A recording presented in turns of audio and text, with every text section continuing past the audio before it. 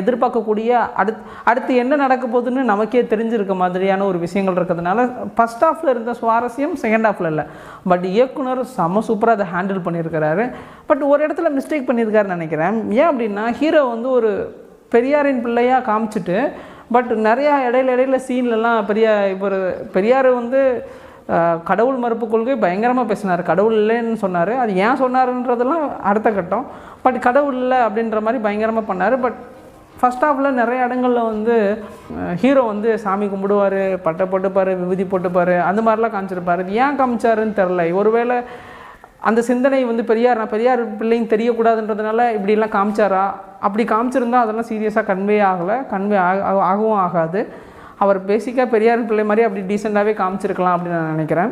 ஒருவேளை இது மிஸ்டேக்காக இருக்கலாம், இல்லைனா அந்த மாதிரி கொஞ்சம் அதிகமாக யோசித்த தன்மையாக கூட இருக்கலாம். பட் அது ஒரு மிஸ்டேக்காக நான் ஃபீல் பண்ணுறேன். மற்ற எல்லாமே